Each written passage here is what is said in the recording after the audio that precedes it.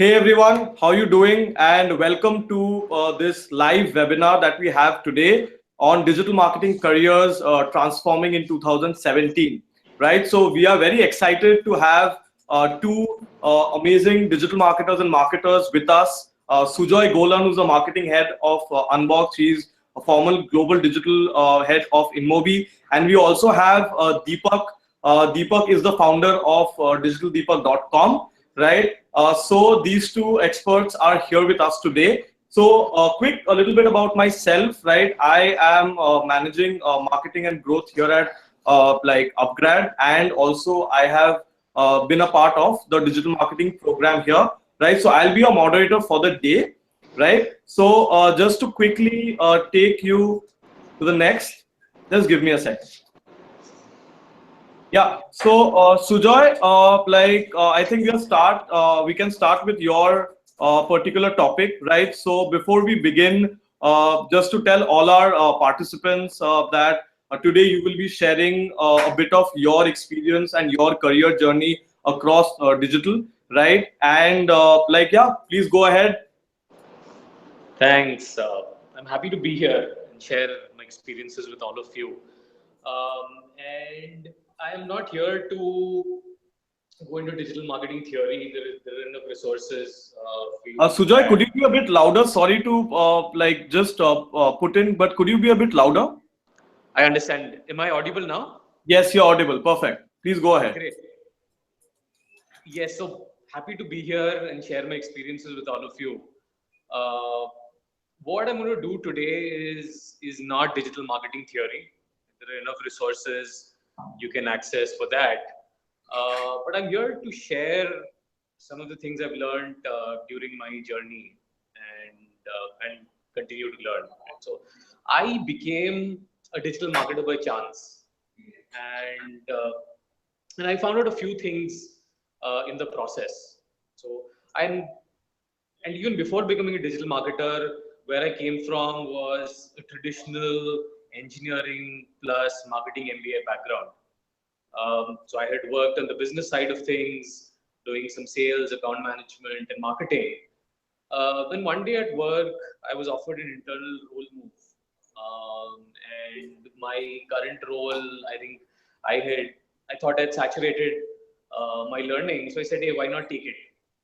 And I took it, and that was my first digital marketing role, uh, and it was tough, right? And that that actually doesn't state the full extent of it, but it wasn't easy. It was a steep learning curve, so there were no structured digital marketing programs for me to learn from. So I had to Hey, essentially. Sujoy, sorry to bother you again, but your audio is still a little low. So if you could please come close. A lot of our participants are not able to hear you.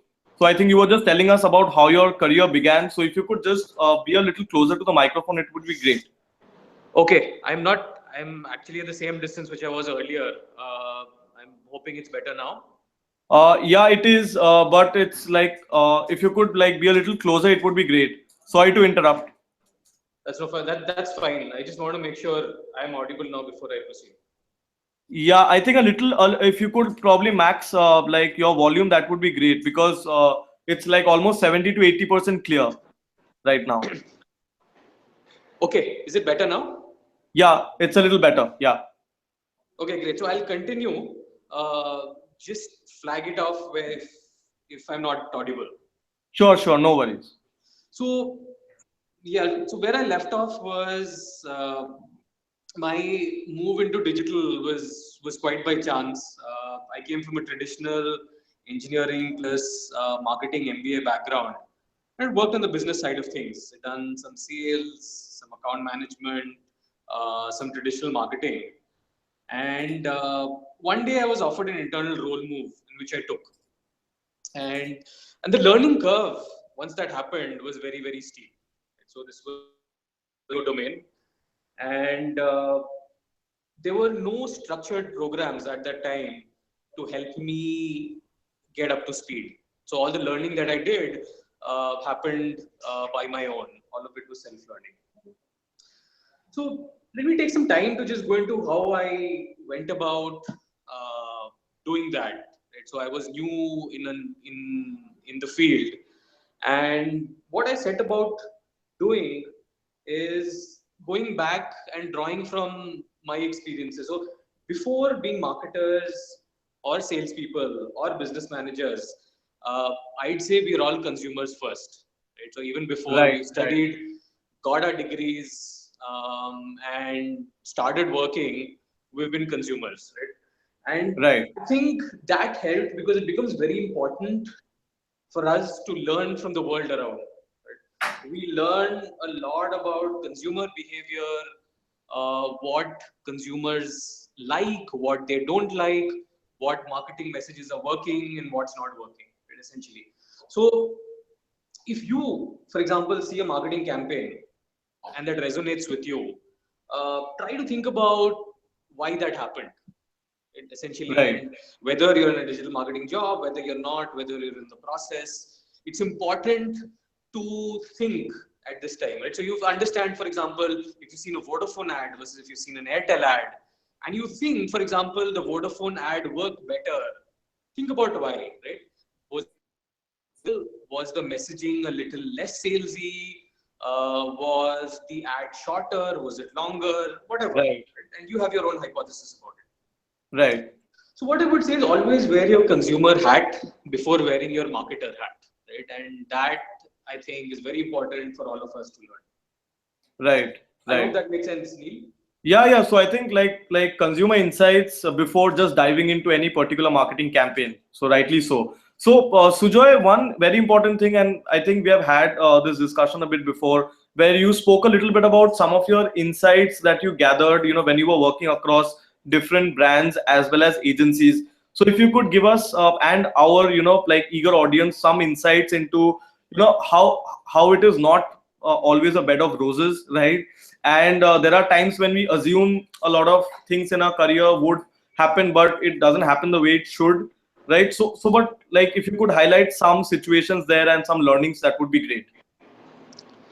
Yeah, so I'd say, and again, going back to chance, not everything works out as planned.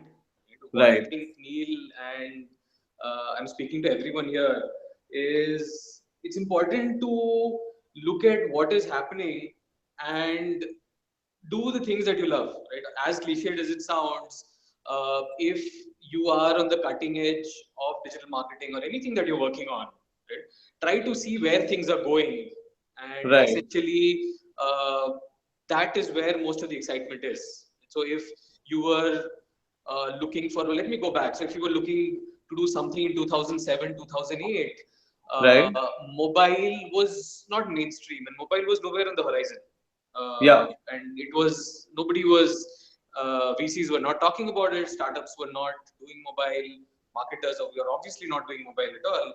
But it was a new medium, and entrepreneurs, managers, marketers, whoever saw mobile as an opportunity and got into it because it right, offered very interesting things to do, today made it very big. Right? And essentially because mobile has become the go-to medium for consumer interaction. Everybody is on mobile. We spend most of our time on our mobile devices. Right? So I'll just use that as an example. And yeah, overall, I would think all this comes back to how important it is to be a T-shaped marketer. Let me just spend a moment on explaining what a T-shaped marketer is. So, right? So as marketers, sometimes, or as digital marketers, trainee digital marketers, whatever, we tend to jump deep into our channels saying, okay, I will set up email marketing, or I will become an expert in email marketing, or I will go ahead and start a search engine marketing campaign. Right? But what I would suggest is stop and think about why you are doing things, right? And how it fits into the larger picture of the business or what you're trying to achieve. And that essentially is the width that you gain and how wide things are before going into the depth. And that, if you picture it, is the shape of a T, right? So the width is uh, the top part of the T, and you mark that out before going deep and into the vertical line. So today, when okay, I talk to people about what they're doing, or if I hire, a few things come out.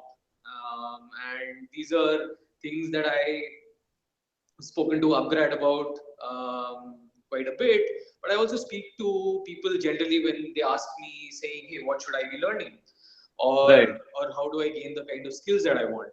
So then I sat back, and if you sit back to think, what should digital marketers be focusing on? Right? Because there's always a new thing. Today it's Facebook, or not even Facebook. Facebook was yesterday. Today there's Snapchat and Right. marketing on it, and there's Instagram, and there's Tinder, which you want to do. So there are always newer channels coming about, and usually we tend to keep rushing into learning how to market into channels, and that's fine. There's nothing wrong with it. We always have to Right. be on top of things. But there are just three things that I'd like to point out. Right? It is important for digital marketers to put creativity into the thinking. Right? Very often we become very analytical. We start downloading Excel sheets and think, okay, this is our marketing. We look at click-through rates or open rates and say, this is what I want to do, Right. and that's fine. But very often we tend to give creativity a backseat, and that's a problem, right? Because there's so Right. much noise around us. Everybody's marketing. All marketers sound the same, so it's very important to think about how you can be creative and how you can stand out and be relevant to your audience. And Right. that's Right. something I talk to people about, and that helps. Okay. Coming back into numbers, while we look at a lot of numbers on a daily basis, it helps to be very fanatical about numbers, Right. and don't look at numbers from a 30,000 go deeper, analyze your numbers. If you've seen your click-through rates drop, if you see something dropping or something growing, uh, test and experiment based on why you think it's happening. Right? Essentially, and that's what I would say. Do that, and again, think business first. Don't think channel first. I'm coming back to this for all current digital marketers, aspiring digital marketers. Learn as much about the business. Learn as much about your audience, which are consumers. These could be B2C consumers. These could also be B2B consumers. But learn Right. about your audience first before you leap into SEM or SEO or email marketing or Snapchat Right. marketing, whichever. Right. And I often get asked the question, Neil, and I'm sure as part of UpGrad, participants often have the question to say, how do I even start into a Yeah. digital marketing role? Right? Yeah. And given uh, many of us are still training to be digital marketers or are in other fields and are experimenting with switching, but I don't think you always need a job to start. So all of us, for example, are social media users. So I'd say try seeing what is working on your social media feeds and what Right. isn't, right? You see, look Right. at ads and you see, okay, the ad I saw from Amazon worked better than the ad I saw from Flipkart. And why did it work better? Because it made me pay some more attention to it. Right? And what was there? What was the message about? Was it a more innovative format? Was it a better message? What happened? And not just ads. Right? Look at what your friends are saying. Why does someone get more likes versus somebody get less likes? Are they being funny? Are they putting up pictures? Are they holiday pictures versus office pictures? What is happening, right? So this Right. is we live in a very interesting world overall, right? Yeah. And you don't need to be in a digital marketing job to figure out all this, to understand all this. Is I just say, right? So number one, I say start with social media, and why not even start a blog? Today there are more than enough blogging platforms. Start a blog, install Google Analytics on your blog, and start Right. generating traffic. Right. So maybe share your Right. blog on your Facebook page, share it on LinkedIn, share it on Twitter if you're on Twitter, and share it among your friends. Start generating traffic. Right. Slowly, as you start creating more content, you will see that people will find you through Google. People will come onto your blog. People will come onto your blog from links from other blogs possibly. Right? And you will Right. see, and then use Google Analytics. Right? I'd say the key there is to be regular. So be regular with blogging. So you make sure you're creating enough content. Your blog does not go stale. Even because initially you will find very few readers. So don't get disheartened. Continue writing. But once you Right. see a few readers and you've started gaining some regular readers, figure out what they're doing. What Right. articles are they spending more time on versus what are they spending less time on? Right?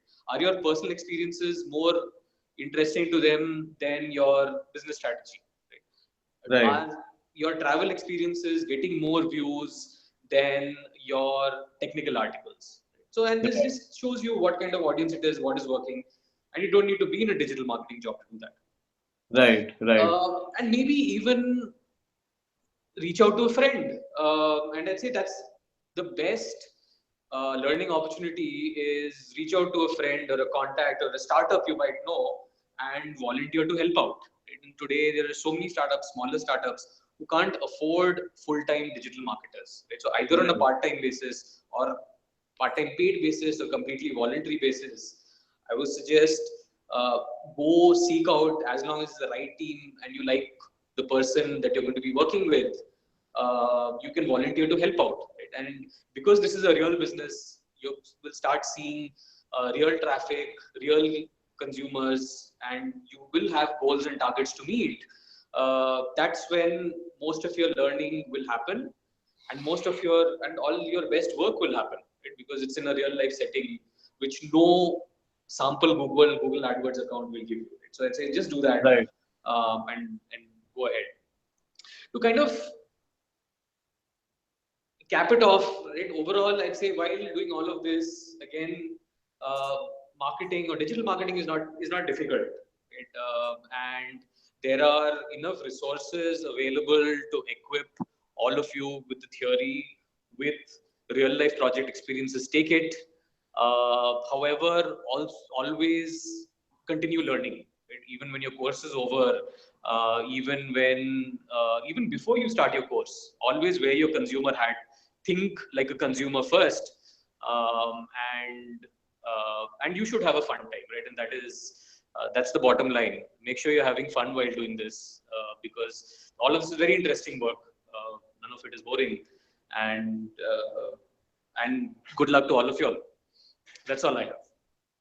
Great, great, great. So, Sujoy, like, thanks a lot for your insight. I think you put, like, the pedal on the metal when you spoke about, in detail, in some issues that are happening right now, and also more importantly, some factors that every budding digital marketer or even marketers who are, in the digital space for a few years should look to focus on, right? And I think what you mentioned about the business context is also very important. What you mentioned about the consumer insights is also very important. And doing some innovative ways and like going outbound by yourself, right? And not just probably waiting for that right job all the time, right?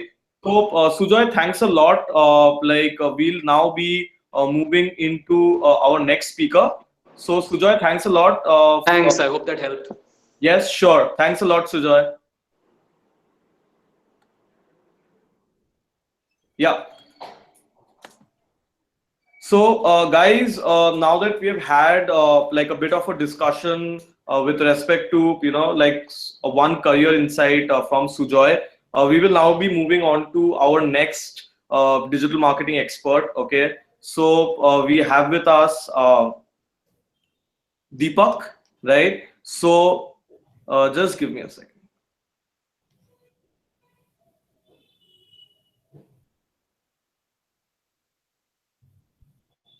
Yeah.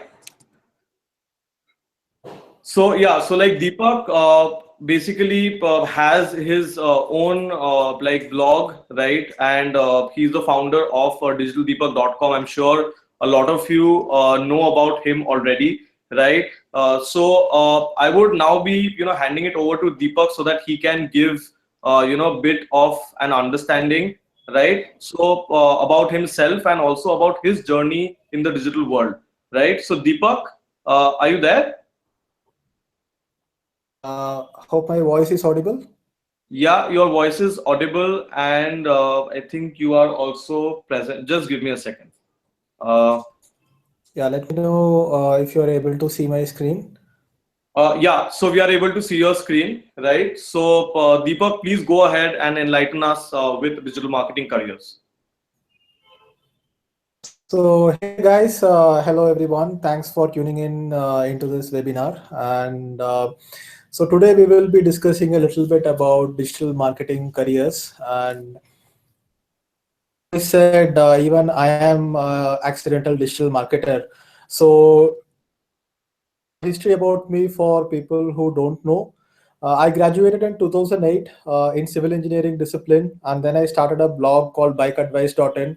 I mostly learned digital marketing by running my own blog for around 4 years. And then I sold that blog, and then I worked with various startups such as Razorpay, Practo, Instamojo, and Exotel. And it has been a wonderful journey so far. And I've also started digitaldeepak.com, and I enjoy blogging there.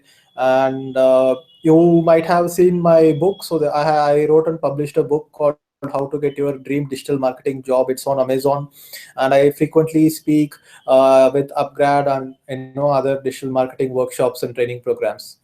So let's cut to the chase and let's get straight into digital marketing career stuff, right? So some of the ideas that I want to share is that see, I have been in this industry for around 10 years now, and I started dabbling with it in 2007 itself when I was in college. So what I have learned is that in general, learning marketing has a very long shelf life, and it doesn't get outdated because marketing is all about communication, and communication is all about human to human interaction, and it's based on human psychology, and human psychology doesn't change much, right? Shelf life for hundreds of years. We are pretty much the same in terms of what motivates us, why we buy stuff, and why we do certain things that we do, right? So, going ahead and understanding some of the marketing fundamentals, such as understanding your buyers' needs, skills such as copywriting, understanding how a marketing funnel works, like front end offer, back end offer, and all those things. When you learn, it really has a long shelf life, and over time, the same learning gets deeper and deeper, and you go ahead and kind of become a master in it over time, right?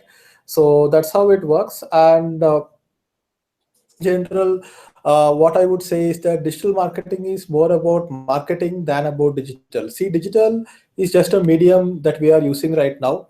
And obviously, digital marketing has made marketing easier and accessible for many of us. But the basic concepts has not changed. For example, in digital marketing, we talk about a concept called A/B split testing. But A/B split testing has been carried out even in newspapers. So marketers used to identify two different cities with similar geographic. They used to have two different phone numbers, which is basically the call to action. And they used to run different ads with different titles and design on both these newspapers.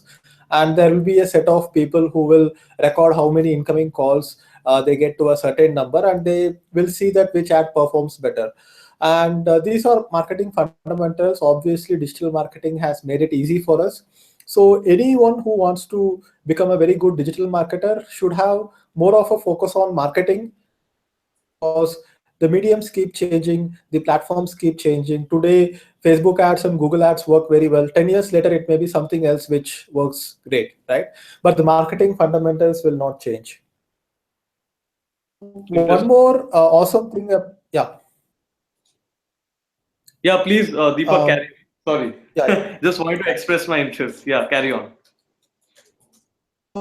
So, one of the greatest things about digital marketing is that digital marketing can be practiced at home. All you need is a computer and an internet connection, right? And it is not the same with other disciplines. For example, some of my friends are mechanical engineers, some of my friends are doctors, and it's not something that they can learn on their own. Like, you cannot practice medicine from your home, right? Impossible. And you cannot have a manufacturing equipment at your home to go ahead and learn about it. But digital marketing is something that you can start with a small budget, and all you need is a computer and internet connection. And anyone with enough patience can become a digital marketing expert from their home. But I would also like to add that that doesn't mean everyone will become a digital marketing expert, right? It takes a lot of patience and effort and skill and willpower to go ahead and do it. Like in every case, there is, again, when you look at the funnel here, probably 10,000 people might have seen the ad about this webinar.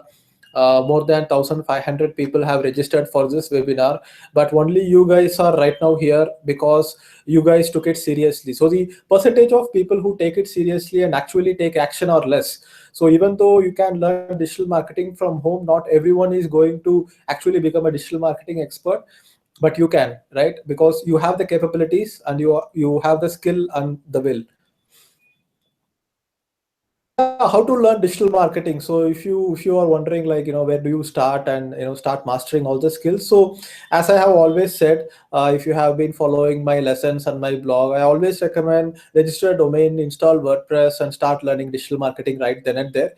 This is an action that you have to take. You cannot postpone. If you have not registered a domain name yet, do it today. If you have not bought hosting or installed WordPress yet, do it tonight and get started. So basically I started like that. So digitaldeepak.com, when it started, it basically started as a blog where I could just publish a few articles, because when I was applying for jobs, I wanted to showcase a blog in my resume. So I thought that if four people apply for the same job and if my resume has a blog in it, and if the person who is hiring me goes ahead and visits my blog, maybe I will have a better chance than the other people. So that's how it started. I published some 4 or 5 articles, and it was like 1 or 2 articles a month. And I saw some activity. I started getting some activity. I started getting some search traffic. I basically shared it only on LinkedIn and my Facebook page, but again, 5 visitors, 10 visitors started coming into my blog, and that's what motivated me to write more. And when I started getting some 2 comments, 3 comments on my blog, that's when the motivation really started. And I kept doing it for the past 5 years, and now Digital Deepak has scaled to more than 60-70,000 unique visitors a month. So that's how it gets started. And even if what you start doesn't really scale up to such an extent, it's still okay. You will end up learning something, or maybe it will scale up to something big, who knows, right?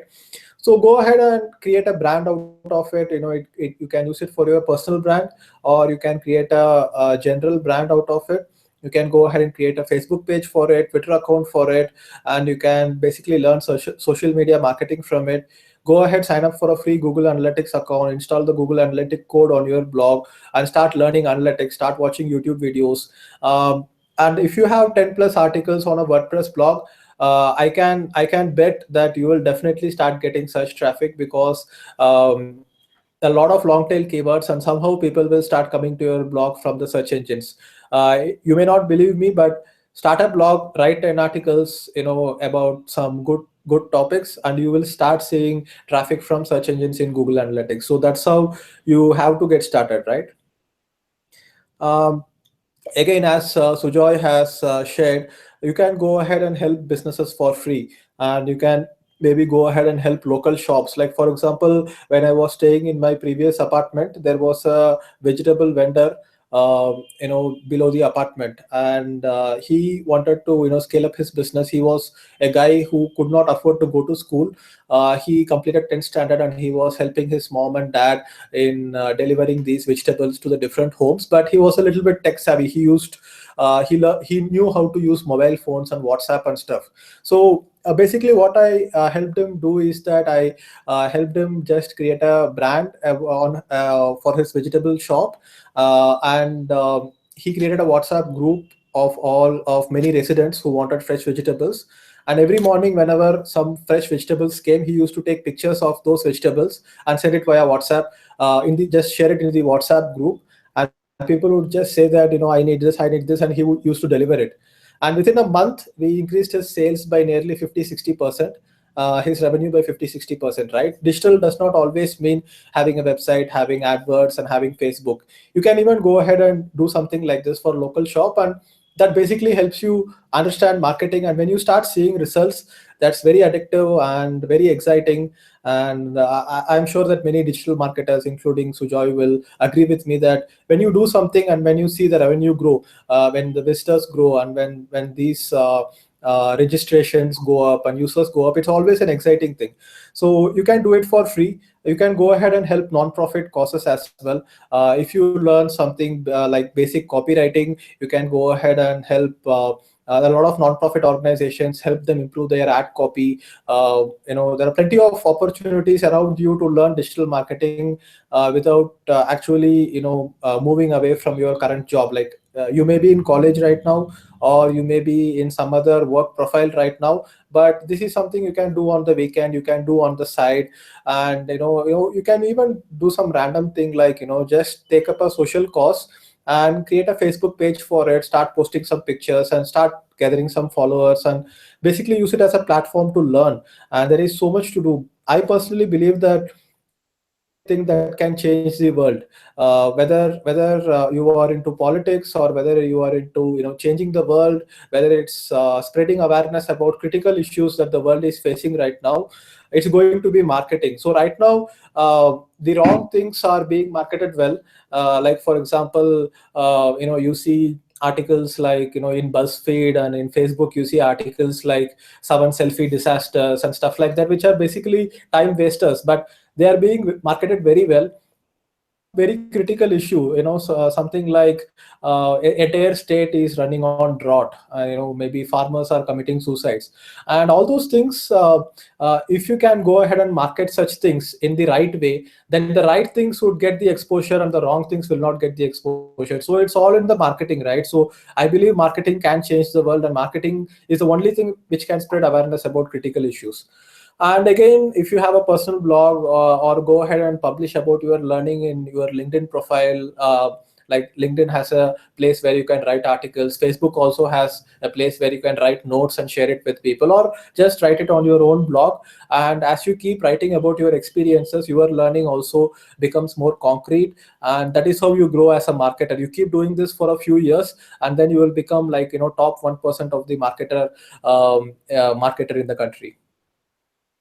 So again, obviously, if you are a student, or if you are already in some profession working, if you want to shift to the digital marketing field, it should be a good job. It should be a dream job. Otherwise, it does not actually make sense to go ahead and shift your career to a new field, right?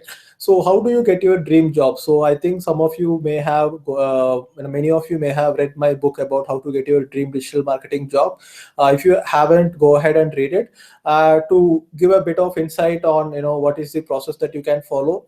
See, as a digital marketer, first of all, you should be able to market yourself, right? If you cannot market and sell yourself, then what's the point? So that's what proves you to be a good marketer. So don't upload your resume to job portals, because job portals basically don't have good jobs, and good jobs get filled via referral networks first, and only the remaining goes to job portals. So don't do that.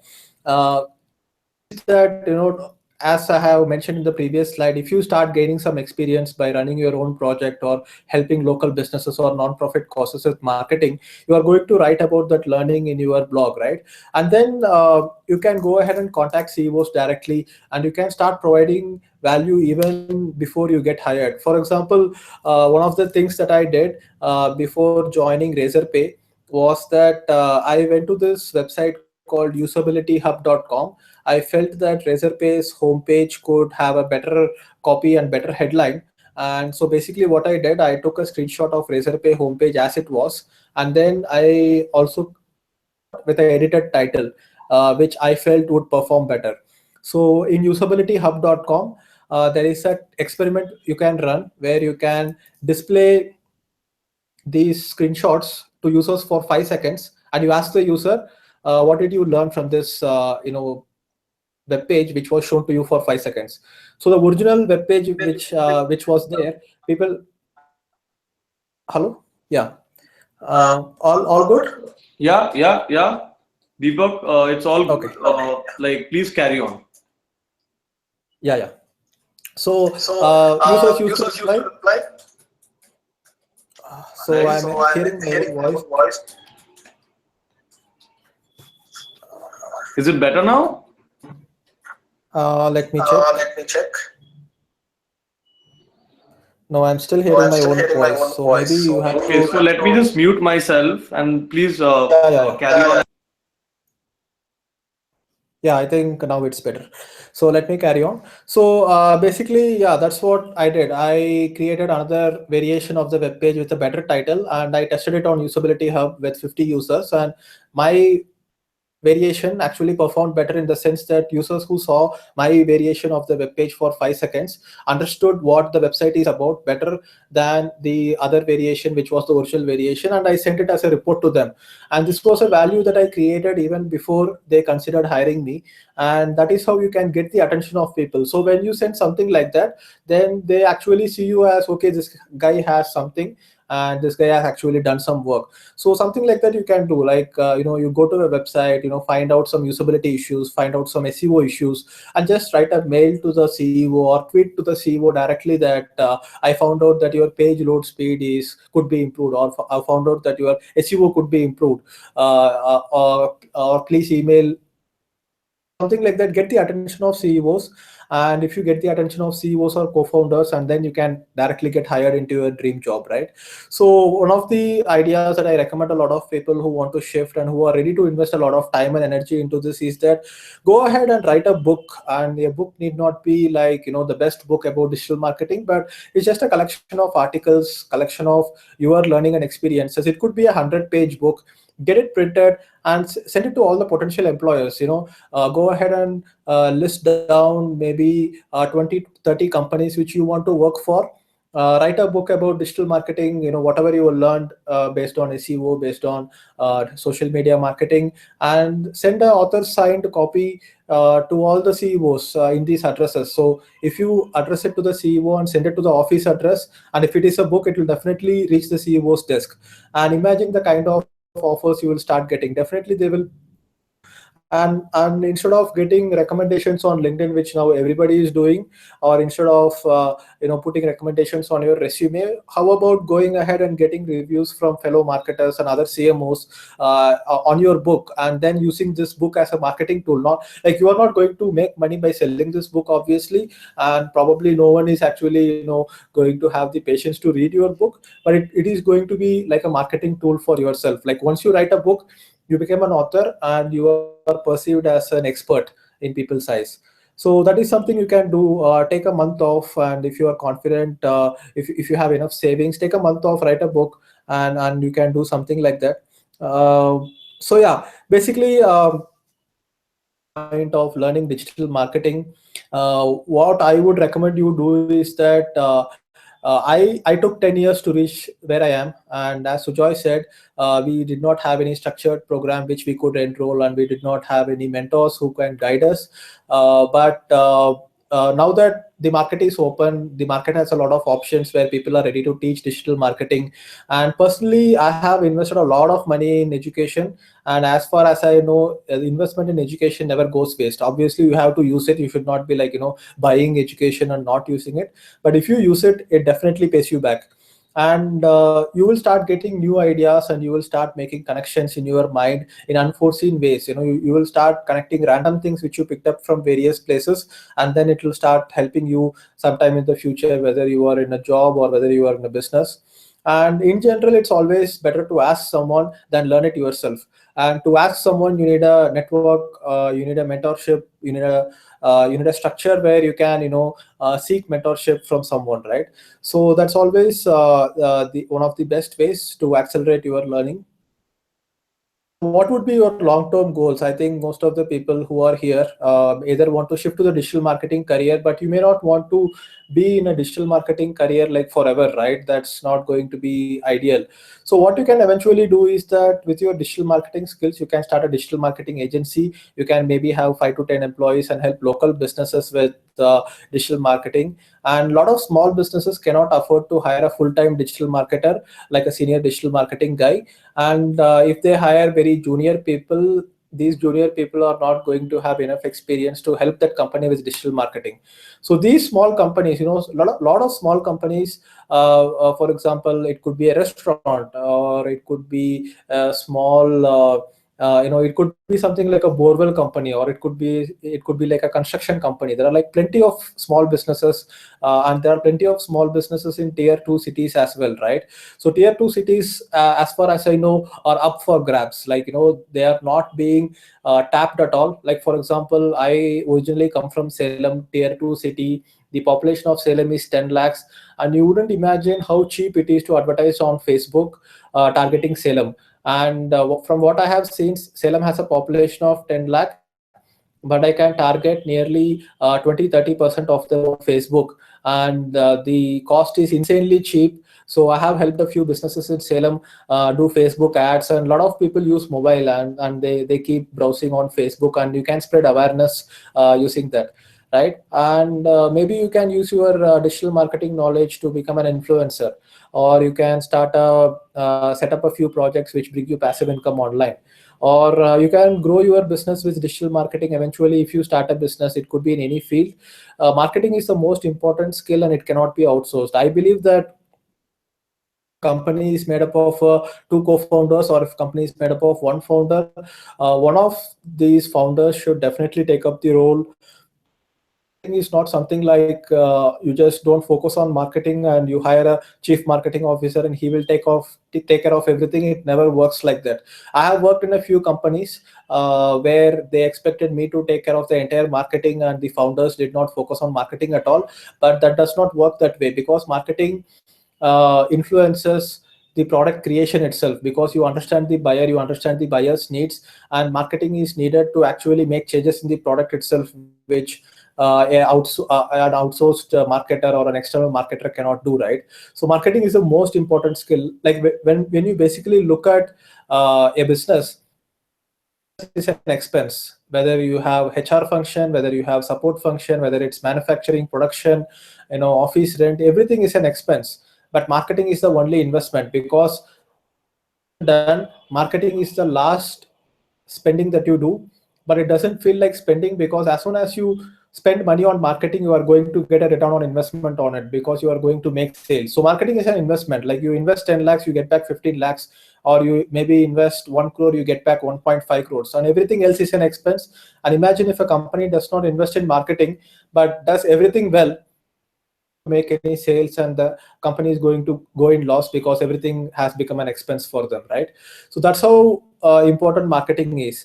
And told you before, marketing, I believe, can change the world, and becoming a better marketer can actually help you in your friendships, in your relationships, and influencing people around you, and getting things done the way you want as well. Because marketing is not just digital marketing, it's not just about adverts and Facebook stuff, right? It's actually understanding human psychology.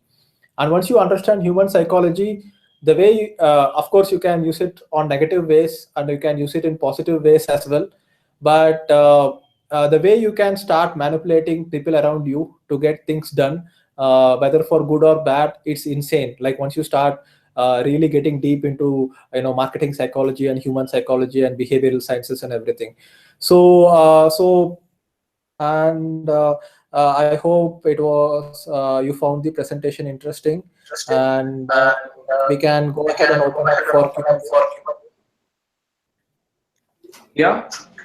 Yeah. So like before the Q&A, yeah, Deepak. So just give me a second. Yeah. So hey guys, this is Neil. So like Deepak, quick thing, right? Before the Q&A, just wanted to check, and I think we were having this conversation the other day, and you were also mentioning the same on like how like digital marketing programs or programs in general were really not back there like a few years back, right? And that's what also brings out to the conversation starter right now, which is like a little bit about the UpGrad program itself, right? So guys, like I have been working as a part of the UpGrad digital marketing program.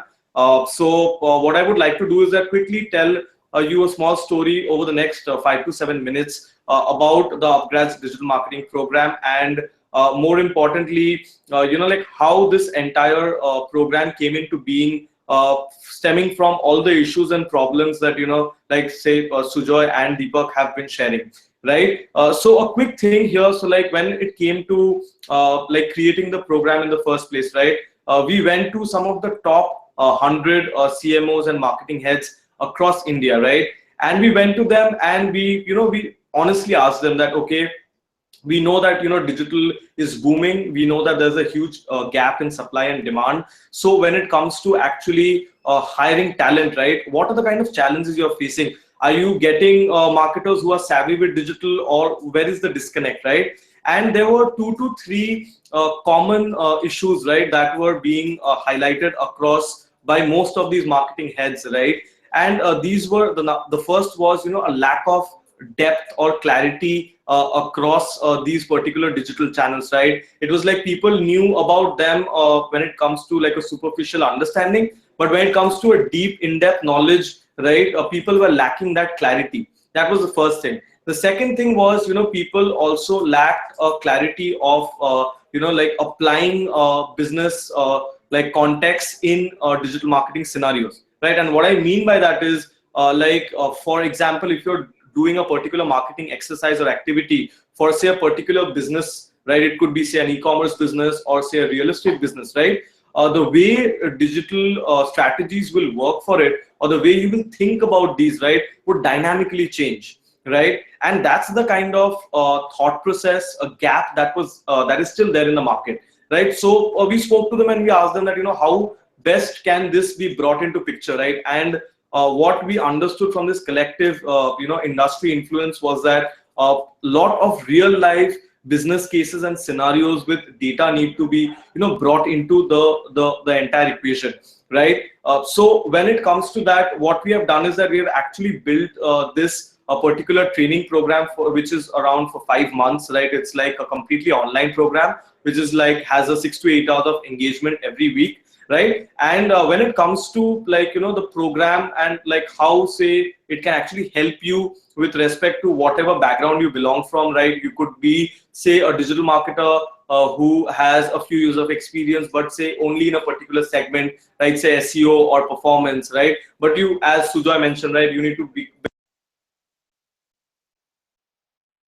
but you need to become a T-shaped marketer, right? So when it comes to becoming a T-shaped marketer, right, you need to understand that, you need to apply all of these different digital marketing techniques and strategies together, right? So being a T-shaped marketer is very important, and the only way to do that is understanding real life business cases and scenarios, right? So we really deep dive into it, and we have like a proper 16 in-depth. Second, just give me a second.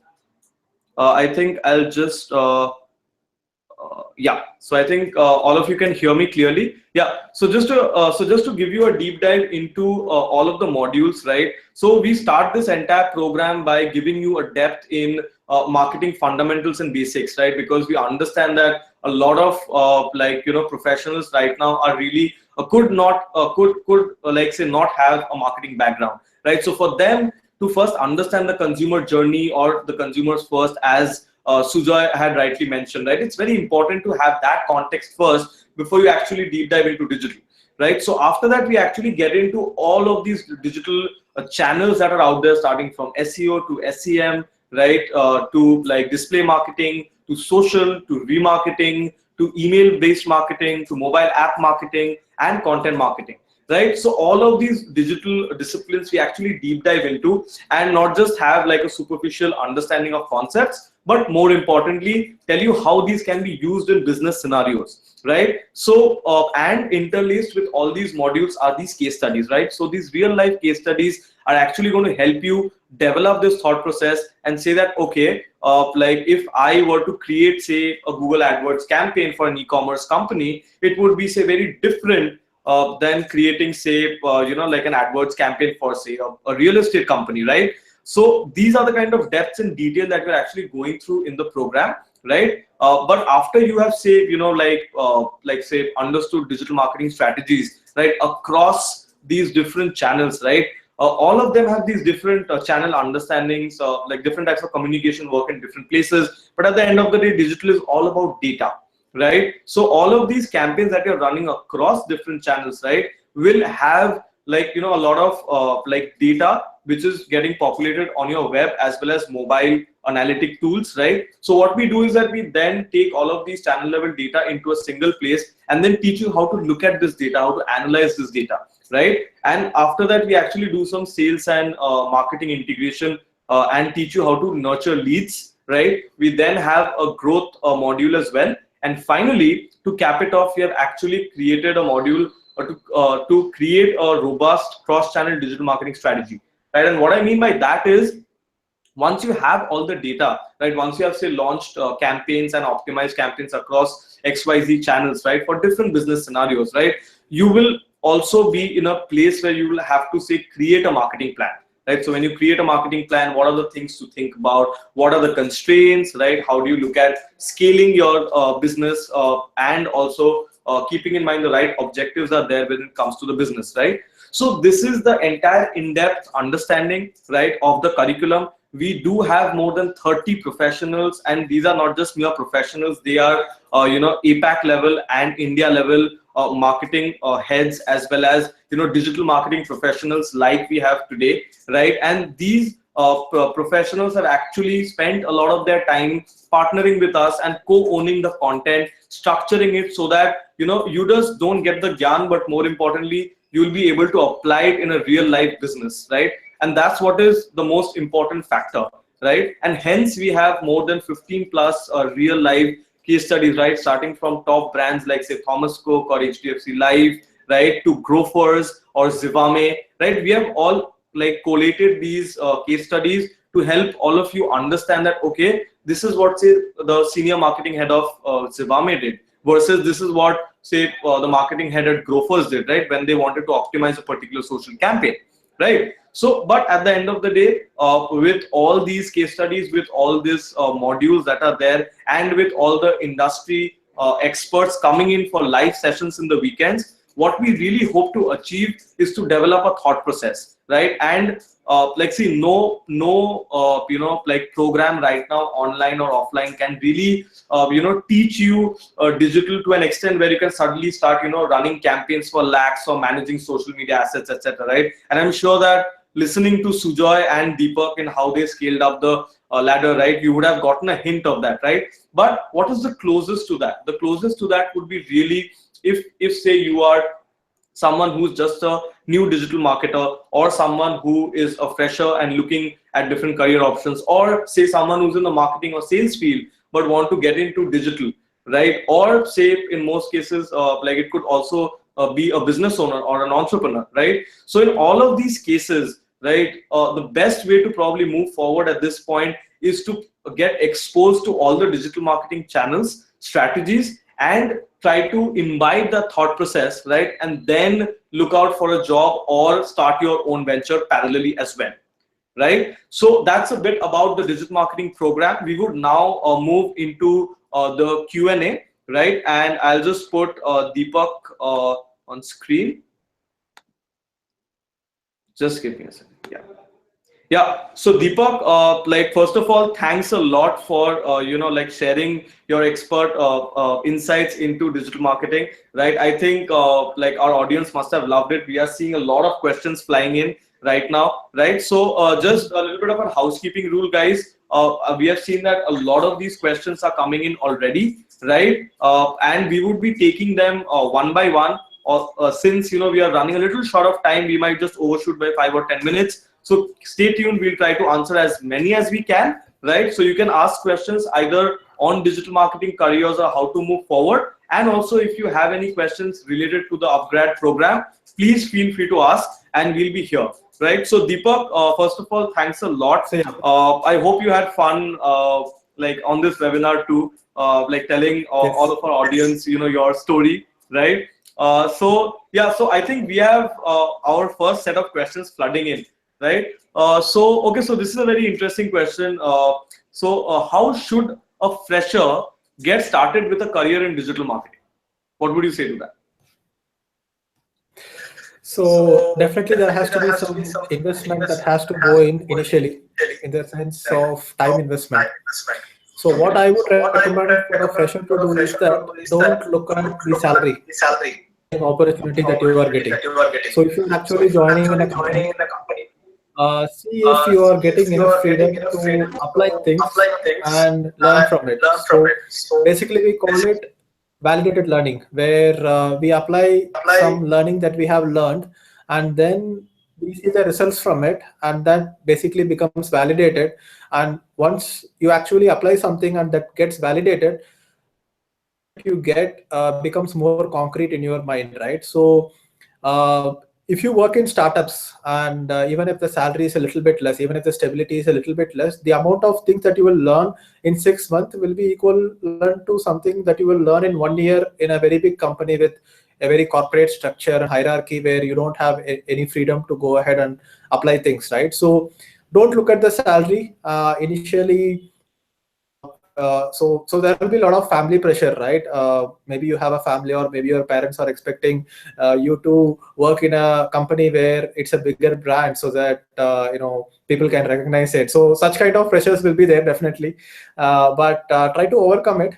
And try to, even if it is just a small company, a bunch of co-founders just trying to start up from their 2 BHK home, learn a lot and have a freedom to apply a lot of things and learn, and then eventually build your own brand. Don't think that you have to work in a well-known brand to get another job, another good job.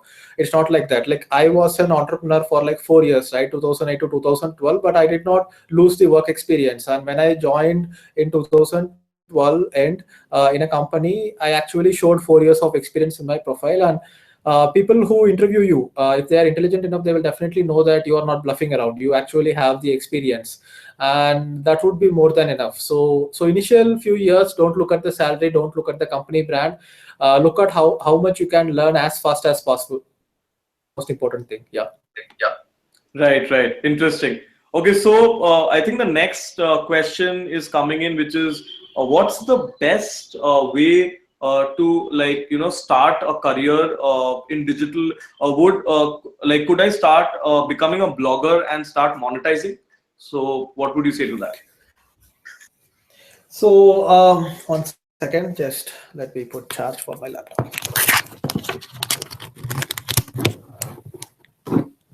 Yeah. So see, blogging a little bit of an easier career option a while back, but now it has become very competitive, because since anyone can register a domain, install a WordPress blog, and start blogging, many people have started doing it. And reports say that there are millions of blog posts published every day. And I don't know the exact numbers, but if you go and look at the statistics, it will be like X number of blog posts a second, like mind-boggling statistics, right? Like, so many years of video is getting uploaded on YouTube every day and things like that. So if you want to really succeed as a blogger, you have to treat it like a business. And for the first few years, you should not look to make a profit out of it. And I have been blogging for like 5-6 years now, and I have not made a profit from my blog yet, in the sense that I make a lot of revenue and I reinvest all the revenue back into the growth of the blog. Like, now that I have started getting some good revenue, I have started investing in Facebook ads, I've started investing in design. So you have to keep doing this for a few years to actually, come out as a A-list blogger. And even when I was running my bike advice publishing company, right? So initially I was like making 5,000 revenue, then I was making 10,000 revenue, and I reinvested all of that back into the blog so that it grows as fast as possible. So if you can do it, and if you can do it for 3-4 years, and then you start withdrawing some 10,000 a month and 20,000 a month from your blog, so it will take some time. There is no such thing as you start blogging and within 6 months you are making like 50,000 a month, which you can actually replace with your full-time job. So treat it like a business. Invest money, work hard on it, and best you can actually have a full-time job and do a blogging on the side. So that would be the best way to get started. And once you have some traction, maybe consider quitting your job and doing it full time. Blogging is definitely a good career option. There are a lot of topics, still where people don't yet blog enough about it. Ultimately, I see a lot of journalism happening in the blogging arena. Like, for example, I don't want to read news from the Hindu or NDTV anymore, right? Because these are journalists where they are being controlled by editors-in-chief, and they are not themselves freely. I would want to, learn about Tamil Nadu politics from a Tamil Nadu politics veteran who is a blogger. So eventually, there is a lot of opportunity for blogging. We will see a huge shift in it slowly. But again, that patience has to be there. You have to gain your domain authority, start developing a following for yourself, and things like that. Yeah. Okay, interesting. I think Deepak, the most interesting aspect that I got from this, being a digital marketing aspirant myself, is not just think short term. I think the key thing here is to also think long term as well, right? Yes. So Yes. yeah, Mhm. yeah. Thanks. So the next question is a little around SEO and SEM, search engine optimization or search engine marketing. So it is like which is more important now, SEO or SEM? And if it is say SEO, is it on page or off page? So what would you say to that? So I will answer this question in a broad way. When you think about SEO versus SEM, it's like renting a house versus buying a house. So if you want to live in an apartment in Bangalore, a 3 BHK apartment in Indanagar, you would have to shell out something like 40,000 a month. But you can actually, have maybe 5 lakhs in your bank account, and you can live for an entire year in such a house, right? So SEM is something like that, where you kind of instantly start getting traffic, good quality traffic, but it costs a lot. So initially maybe it's okay to rent houses, but what if a 65-year-old guy is living in a rented house? You would consider him as a failure, right? Because long term, anything more than 10-20 years, if you're living in a place, you have to have your own house, because that's is going to give you the biggest benefit. So SEO is basically like, you write an article, you publish it today, you might not make money out of it for 6 months to 1 year. It takes a long time to start making money out of it, or in the sense that getting traffic out of it. So let's say I have a budget of $100, and I pay a content writer $100 to write an article, and I publish it on my on one of the blogs, or as a content portal, and it takes time for SEO traffic to build up, and it might take a year before that particular article gets 1,000 visits from the search engine out of the $100 investment I have made. And let's say these 1,000 visits is on average 10 cents a click, right? But you might invest this in Facebook ads or SEM, let's say, but here the click cost maybe 20 cents per click, but you will end up only getting 500 visits, but you can get it in the next 1 week.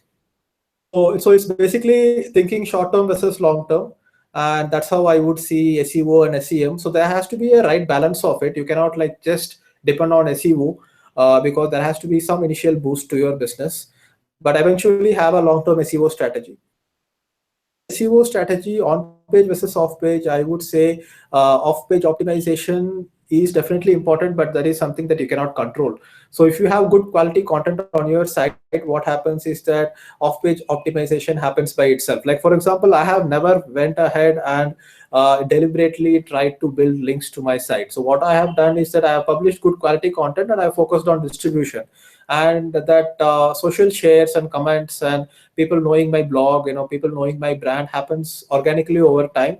And basically I would say that off page optimization is basically signals sent by your website users to Google, based on time spent on the site. So if your site is good, they would link back to it, and it happens organically on page. So when you look at search engines, there are two major areas. One is quality and one is relevancy. So for example, if you are searching for top 10 laptops in Google, and if there are like 50 different websites who have written articles about top 10 laptops, you would want the highest quality article to come up first. So off-page optimization basically takes care of quality, where Google looks at user signals like time spent on the site, social shares, and everything. But relevancy is also very important, not just quality, right? For example, if you are searching for top 10 laptops, and if you are getting a result which says about top 10 mobile phones, you don't want that result even if it is the best page on top 10 mobile phones in the whole internet, because it's not relevant to you. So quality has to be there and relevancy has to be there. So on-page optimization is basically done by the webmaster, and it's mostly predominantly relevancy signals that you send to Google. You tell Google based on the title, and you based on the alt tags, and based on the content, that this is what my site is about. So that's all about relevancy, and it's on page, and it's sent by webmasters. And off-page optimization is all about quality signals users to Google. So if you have a right balance of it, and that's the way to win with SEO. Right. Cool. So I think the next one is around the program, right? So this is about like you mentioned case studies. How are these case studies different than the ones that we read online? Okay, so like this is an interesting question actually, and just give me a second. Yeah. So guys, see, like normally if you go online and if you read say case studies of blog posts or even in detail, right? The kind of details of case studies that are given online are mostly around, okay, there was a scenario X and we did Y and Z, right? But in the program, what we've actually done is that, like say for example, Zivame, right? I'll take a quick example of Zivame, right? So I'm sure a lot of you have heard about Zivame, right? And they were actually looking at revamping their email marketing strategy, right? So currently they were like, in 20-30 lakhs of users who were getting emails on a periodic basis. But then they were like, you know what, like email is a channel where we can get a lot more revenue, considering, it's an e-commerce product situation, right? So what they did was that they actually revisited their entire data set, right, of all the users in their lists, and they started segmenting users basis the kind of actions that they were taking, and basis that they were actually, like segmenting them and sending them separate sets of emails, right? So what that resulted in mostly was that, their ROI is definitely improved, right? And they got a lot more engagement and repeat users, right? So that was, say, just one example. So what we did with Zivame was we actually went to Zivame, we sat with them, spoke to the the senior digital heads there, and asked them that, like what was the data like, etc. And after that, we actually created an in detailed case study with all these data sets. So when you as a student say, actually take this, right, you will actually be solving this in the marketing shoes of Zivame, right? So like do think about that. So I'll move on to the next question. Just give me a second. Yeah. So Deepak, the next one is, I think, a little around an entrepreneurship question. So what does a budding entrepreneur start with digital marketing, or say how does a budding entrepreneur start with digital marketing to promote his or her business? So very common use case. So please go ahead. Okay, so I'm assuming that you are actually doing some other business and you want to promote your business, right? So the other scenario would be you are trying to start a digital marketing agency, but I am assuming that you are just using digital marketing to promote your own business, right? So fine balance in the sense, first you have to understand your customer, and what you can do is initially you can start doing growth hacks. So growth hacks will give you good conversion, it will get you customers for cheap, but it will not be scalable. For example, if you have a product, help me with something right here. So let's say you have a mobile phone, you have a new type of mobile phone, or something like that, any product. So what you can go ahead and do is that if it is an innovative product, if it's a different product, you can try to go ahead and sell it to customers directly by maybe sharing it on Facebook groups, or trying to recruit users directly. Like if it is a B2B product, then obviously you can do much better prospecting. You can directly go ahead and reach out to people who are likely to use your product. So initially, for you to do it, you will get customers for cheap, but it's not going to be scalable, right? So next stage, what we would go ahead and start with some basic Facebook ads, or some SEO with content and stuff like that. But during this journey, you will try to get the product market fit right and try to differentiate from your competitors. And eventually, as you go broader and broader, so initially your targeting will be high and your conversions will also be high, because you are exactly reaching out to people who are most likely going to buy your product, and probably you will reach out to people who are in your network, so they also trust you. So targeting is going to be good and conversions are also going to be good, like if you are just starting out. Use this and use this revenue, satisfy your existing clients, and then start scaling up slowly, where you go ahead try to reach more audience, where you might start bleeding a little bit in terms of not having very good targeting. Like to give you a very concrete example, let me say that you start a B2B company, and SaaS product, and you have 100 people in your personal network. So for example, let's say I worked at Exotel, right? Exotel is a SaaS product, which is a cloud telephony product. So the CEO would definitely go ahead and talk to people who are most likely to use the product. Like for example, if there is someone who is running a restaurant, and restaurant are good businesses who can use Exotel's cloud telephony system.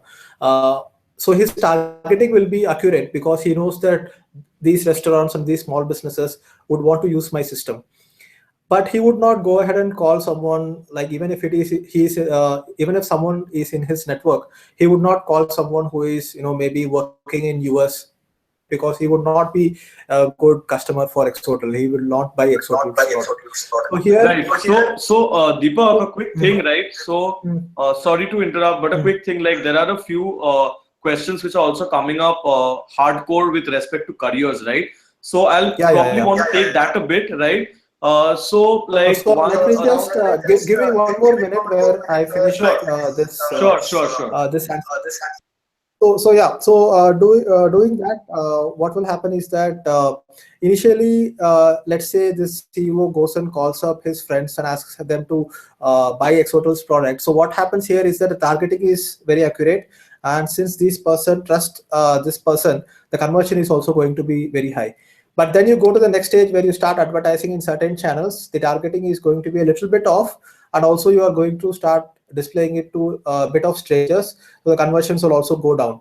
And eventually, when you want to like dominate the whole world and try to advertise everywhere, like if you are advertising on TVs and newspapers, obviously your targeting will be like, 99% it will hit people who are not likely your customers, and it will be 1%. So it's basically a graph where in the initial part of the graph the targeting and conversions are high, and you use that early set of customers to start investing in marketing, and then you slowly let the targeting and conversions go down slowly, because you want to reach more people.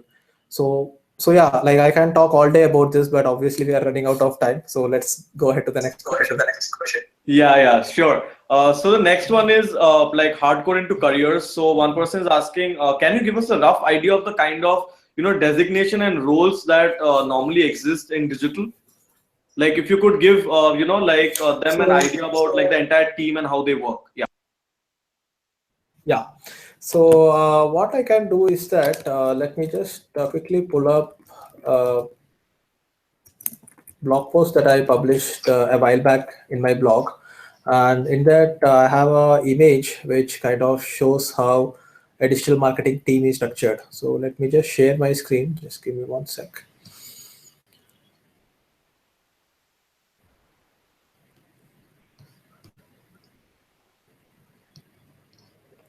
So hope you are able to see my screen. Yeah, yeah, we can. This is how a digital marketing team would be structured. You have the CEO on top, and then you have VP, head of marketing and sales, sometimes just head of marketing or chief marketing officer. And then this person will also be looking at other verticals such as offline marketing, maybe radios or TV. And then there could be head of sales who would look at other places. But then you have digital marketing manager who reports to the VP or head of marketing. And organizations, a digital marketing manager will take multiple roles. He would probably do the social media himself, do search engine optimization himself. But if the organization is large enough and if it can afford multiple people, there could be separate people for all these roles, where you have a social media marketing manager, you have a SEO specialist, you have a search engine marketer for paid, you have inbound marketing manager, and you have content marketing manager. And either the content marketing manager gets freelancers to write content for him, or he writes himself, or he has content writers reporting to him. And then you have designer who could be in the product team, a bit of bandwidth to this, or there could be an exclusive designer, and then there will be a copywriter and maybe someone like a conversion rate optimizer, which could be roles which can be taken by digital marketing manager himself, or it could be a role where this person can work across verticals all over. So early, if you have like 1 or 2 years experience, that you can like focus on one area and basically be an SEO specialist or a social media marketing specialist. But then as you move up the ranks, you would want to, like with 6 years to 10 years of experience, you would want to become a digital marketing manager. And with anything about 10 years experience, depending on the size of the company, you might want to become VP or head of marketing and sales. And if you eventually get to like 15, 20 years of experience, you would want to be a co-founder of an organization, right? You wouldn't want to stick around in a job all the time. So this is how it's structured usually. I hope that answers the question. Right, right, right. Thanks a lot. Just a follow up on that, Deepak. So, like one person is Yeah. asking like, if I am right now currently working as an SEO like executive, right? Or I would like to expand that question a bit. Like if say someone is into an SEO versus say someone is only on performance marketing, how can he look at expanding his role to say a digital marketer or a marketing manager or a digital marketing manager? So how does that transition like really happening, and like currently how is it happening across the industry according to you? So it all really depends on the supply demand. For example, if a company is not able to hire a full stack digital marketer, either because there are not enough people available in the market, or they cannot afford to hire a full stack digital marketer, what they would do is that they would go ahead and hire an SEO specialist who has a bit of knowledge in other areas as well. And they would trust this SEO specialist to kind of scale up in terms of learning and start taking up other responsibilities as well. So it depends a bit on market supply demand situation, but right now I would say that there is plenty of demand, right? So if you are an SEO specialist, don't just focus on SEO. As I said, showcase your expertise in other areas a little bit. Not just you should have some experience and you should actually know, but you should also market the fact that you know this, right? So that's why I ask you to do some personal branding where you can write a blog about it. And like for example, if you write an article, like if you're an SEO specialist and if you have a personal blog, or go ahead and write an article on your LinkedIn profile, how we did X things to get so many social media followers or something like that, you write, and then you show it to the people who hire you, then they trust you that yes, you have been there, done that, and we believe that you could scale up. Like even me, I have more focus on paid advertising, especially Google AdWords and Facebook, than on SEO and other areas. So content marketing and paid advertising are my special areas more than social media marketing, which recently I'm trying to scale up with it as well. So every digital marketer will have their strengths and weaknesses. But as we discussed earlier, T-shaped digital marketer, right, where you have a bit of knowledge about everything, but then you are like really special and really strong in one area. Right, right. So I think Deepak, we are like running a little short of time, although like a lot of questions are coming in, some really interesting questions. So I would probably like to end it with one or two right now, and just wrap it up. Yeah. Right. So one is like, what are the challenges that digital marketing as an industry and digital marketers in general will be facing in the coming years? I'm assuming in 2017 and onwards. So if you could like like if there's any insight that you would want to highlight. Okay, so personally, me working in various companies, one of the most difficult friction points that I have faced is that if the CEO or the person who is heading the company does not is not a marketer himself, and at the same time, if he is not giving complete freedom to you in terms of going ahead and applying digital marketing concepts, then it comes to a stage where it becomes stagnant, because either you are not showing confidence that you can take ownership of this and be responsible for the results that you are producing, and then the CEO or the co-founder will give you complete free hand in whatever you are applying. But if you are not 100% confident, even I have been in that position where you cannot take responsibility for your results, and if you are putting the weight of decision making on the CEO, who is not a marketer himself and he has plenty of other things to take care of, basically you reach a stage where you get stalled and you are just showing up at the office, you talking, but you are not really doing any work, and at the same time CEO is also not taking any decisions because he is not a marketer himself. There you reach a position where you are also not learning and you are not helping the organization also. So as a marketer, take some leadership, and people the industry situation is that not everyone, not every CEO or co-founder is a marketer himself. He may be a techie, he may be a CTO, he may be a person who is managing investors, who is managing HR support and all these things, and marketing is not his priority right now. In such a situation,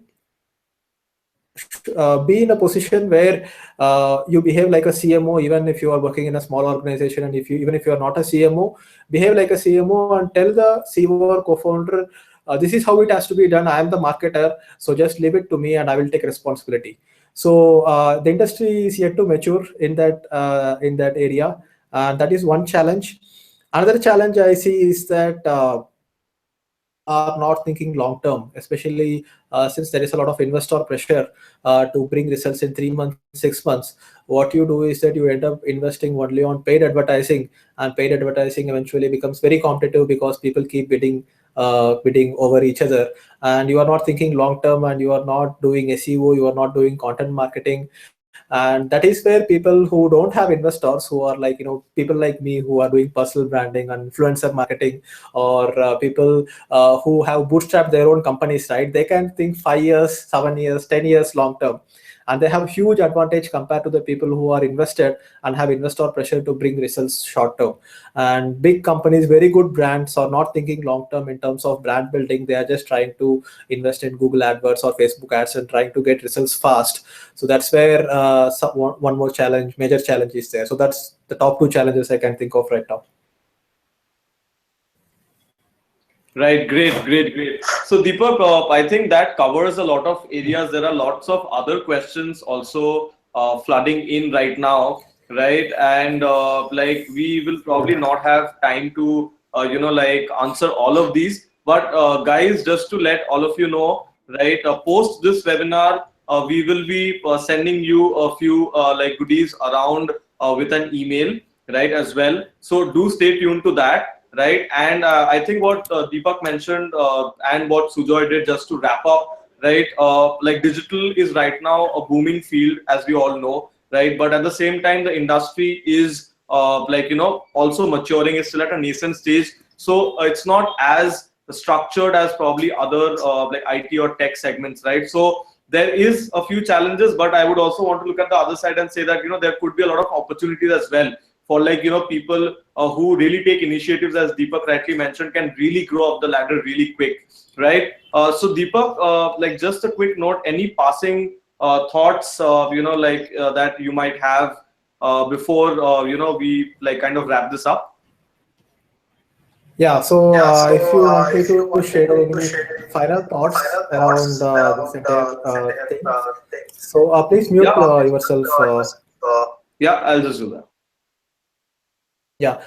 So a final thought would be, so one of the biggest things that separates successful companies from unsuccessful companies, or successful people from unsuccessful people, is speed of implementation.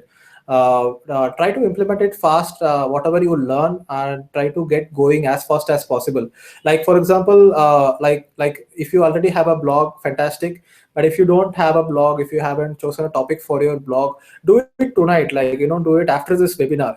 And that speed of implementation is what will set you apart from other people, right? So time is limited, and we have only 24 hours in a day, and only maybe 10,000 to 15,000 productive days in our lifetime.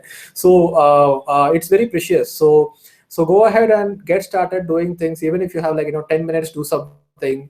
And so yeah, speed of implementation is the key to success, whether it's business success or personal career success. So that would be my closing thought. And I know that there are a lot of people watching this webinar. I'm not watching the YouTube questions right now. I am in the Hangouts section, but we will definitely do more webinars, and there will be more opportunities to ask me questions. But we are 1.5 hours into the session. I'm also getting tired, getting hungry. So we'll definitely, sorry for all the people who have asked questions and I'm not able to answer. I promise that we will definitely get to another session where you can ask it. So I think that's about it. We can wind it off.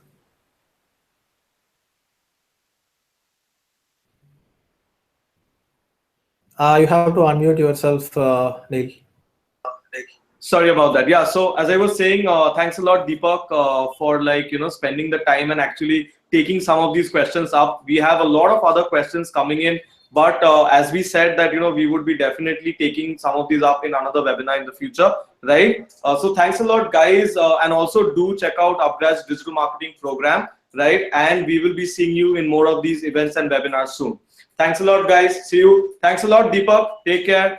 Bye bye. Bye bye. Take care. Bye, guys. Bye. Bye.